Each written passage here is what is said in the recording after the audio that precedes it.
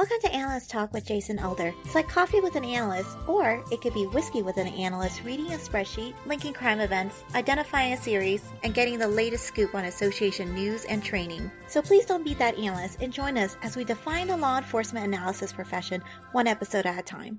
How we doing, analyst? Jason Elder here with an IALEIA update. And with me, as always, is Alexander Gulde. Alex, how we doing? Doing great, Jason. How are you? I am doing well. It's been a while since we've heard from you. And so how was your holiday? It was good. Had all the things that I deserved, stuffed my face with it. Now back to work, It's already February and it's crazy how fast time flies sometimes. Yeah, and you're a busy man these days with IALEIA because you are the elections chair and it's election season. Indeed it is. And as that is going on, I encourage all IALEIA members in good standing to read their emails and make sure that they vote by our deadline, which is February 23rd. We have a full slate of candidates, some very interesting folks, newcomers and incumbents alike. And I really hope that you exercise your right as association members to participate in the election process. So yeah, and so that's February 23rd. Is that still going to be midnight Pacific time? Correct. Yes, I didn't actually set those times. They have been in place for a long time. Works for me though. But yeah, so 23:59 Pacific time on February 23rd is when the elections close. We've made it really easy this time. All you have to do is go onto the IALEIA website, onto the member portion. So you need to log in with your username and password. And then you see a big red button that says vote here, and that will take you right to it. And once you've completed that, you'll get an email confirming that you've cast your vote. If you run into any issues, you can either email me at elections@ialeia.org, or if you're having issues accessing the website, you can email Jonathan Larkin, our membership director, at membership@ialeia.org, and he can reset a password or tell you what's going on with your membership to get to that portion of the website. Okay. And just so there's to clear up any confusion, because 2 emails went out, right? There was the initial ballot that was incomplete, and now this one that we're using is a revised ballot. Correct. Yes.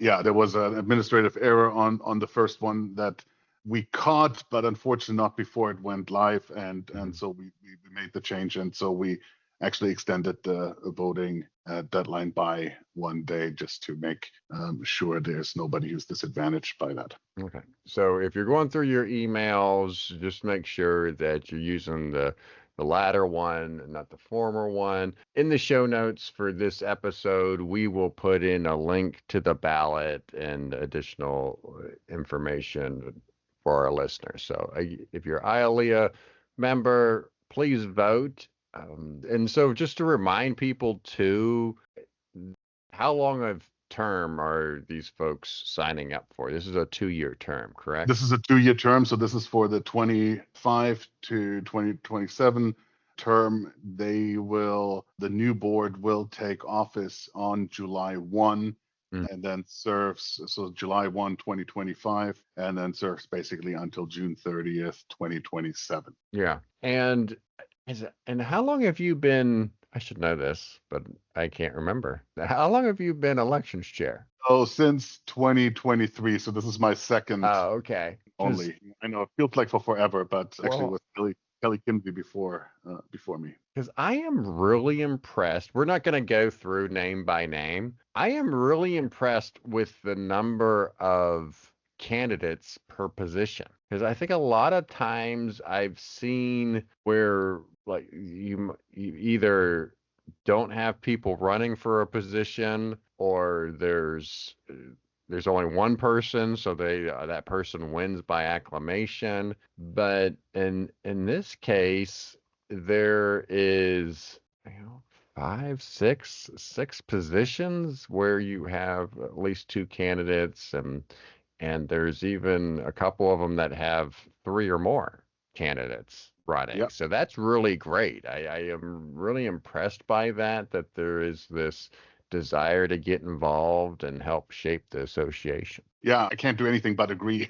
I'm really pleased that we have such an interest in this, and this is exactly how it needs to be. This is, I know that's going to sound a little strange, but this is democracy in action, and that Yeah. only works when there's a lot of people participating and engaging. Yeah. And and if you're maybe brand new, never voted in this process before, on the ballot, there is the 200-word description of each candidate that the candidates have submitted. So if you don't know the candidates already, this is the way that you're going to become familiar with them, is on the ballot, what they have written in their description, their bio. Right. And this is really the only way that IALEIA candidates for the board of directors campaign, and they get a 200-word limit on their biography, and it's highly prescribed as to what that looks like, and this is it essentially. But yes, Yeah. so if you don't know anything about any of the candidates, you will see it on the ballot with the description next to their name. Yeah, so if you're wondering, you will not see them out there. Like, you won't see them publishing on the forums. You won't see them out there maybe on LinkedIn saying like, "Hey, vote for me" or anything like that. This is it. This is how you campaign. So this is one of the reasons I wanted to do this with Alex, is to bring another way to market this process and to get the word out that this is currently happening, and the deadline's in a couple of weeks. So we definitely want to bring as much attention to this process as possible for IALEIA and our membership to again get involved, and please vote. All right. Anything else on elections before we move on, Alex? No, I just appreciate the opportunity to get the word out through the podcast, and again, hope that as many people take advantage of their right to participate in this. And I'm looking forward to counting all the votes. One by one. Pretty much. All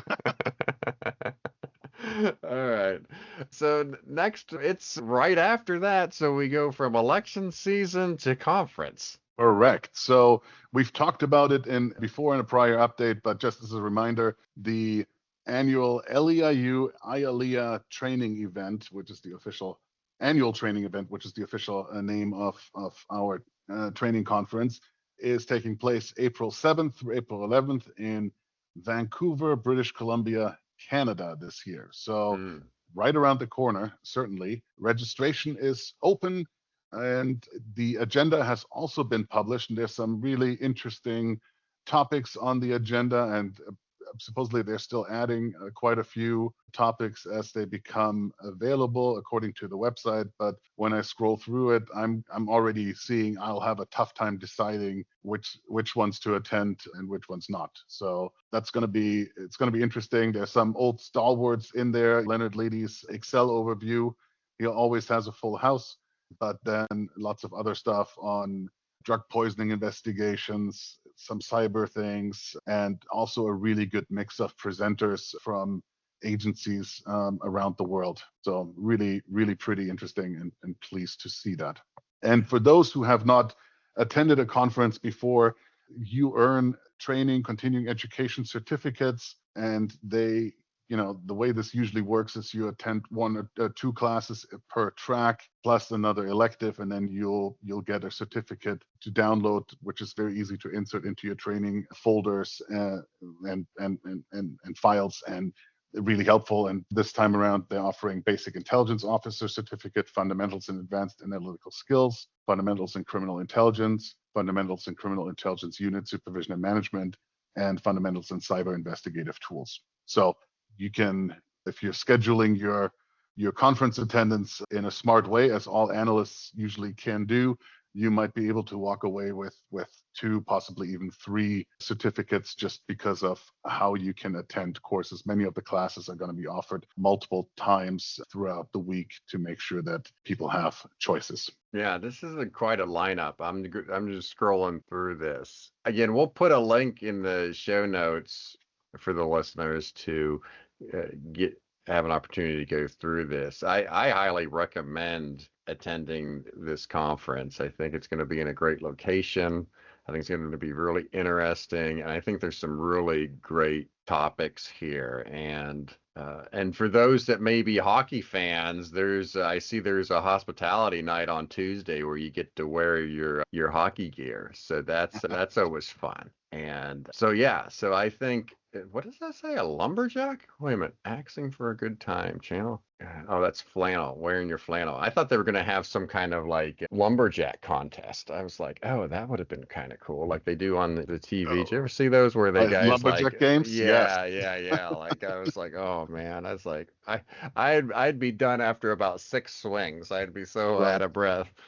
But what could really go wrong with analysts and chainsaws? And no, it's just wear your favorite flannel. So I think that's fun. So this looks like a really informative and fun time. There seems to be a lot. There's a lot on AI. There's a lot on cyber threats, outlaw motorcycle gangs. There's real-time crime center stuff. I mean, it's a lot. It seems like there's newer topics on this yeah, from last year, if memory serves me correctly, which I always question my memory, but it does seem like there's some new topics in there. So it should, if you've gone before and you think it's always the same, that take a look at the agenda, and I think there might be some stuff out there that will surprise you. yeah.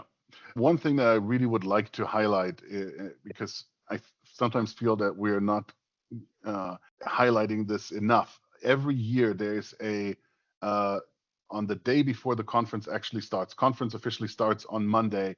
On the Sunday before, there's usually an extra all-day class that's offered for attendees. Now, full disclosure, there's usually an extra cost involved with this one, but I still want to highlight it. It's open source intelligence. It is taught by a gentleman named Jason Edison from Intel Techniques. And when I look at the flyer, which I think we can probably include that in the podcast notes as well, right, in the show notes. Yes. It looks really, really interesting. This is a gentleman over 25 years of experience running Intel operations, investigating organized crime, threats of mass casualty events, and all forms of cybercrime. And the cost for the training is $325 for LEIU and IALEIA members, $425 for non-members. And it also includes the most recent edition of the OSINT guide, the Mike Bazell book, and also the instructor's own book, OSINT Techniques, Resources for Uncovering Online Information.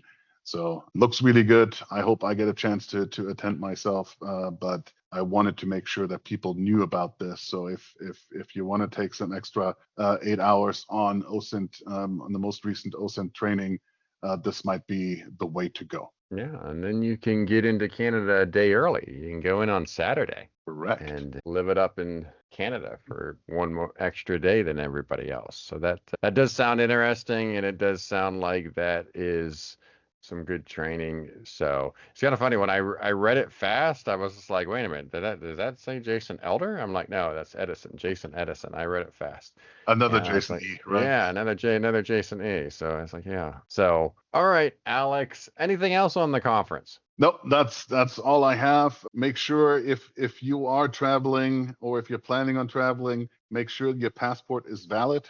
If you are traveling to another country, many an eager attendee could be foiled by realizing that they no longer have a passport handy or an unexpired passport. So this is the time to make sure that you have a valid passport, and if not, you may have to pay the expedition fee to get it back in time. I see. Yes, I would definitely get on that, because we are talking about the beginning of April, which is only 2 months away. So it seemed like it was way far out there last time we talked, and now we're just mere 8 weeks away from the conference. So Right, and now you blink and you miss it. Yes. Yeah. All right, Alex. Well, it's always great catching up with you. Thank you for your time, and let's not let another 3 or 4 months go by before we chat. So I look forward to maybe chatting with you before the conference, and we'll give a update on those that won the election, and some other, as always, some additional IALEIA news. I'm sure we can make that happen. All right, Alex, you take care. Thank you so much, and you be safe. You too. Bye-bye. Thank Thank you for making it to the end of another episode of Analyst Talk with Jason Elder. You can show your support by sharing this and other episodes found on our website at www.leapodcasts.com. If you have a topic you would like us to cover or have a suggestion for our next guest, please send us an email at leapodcasts@gmail.com. Till next time, analysts, keep talking.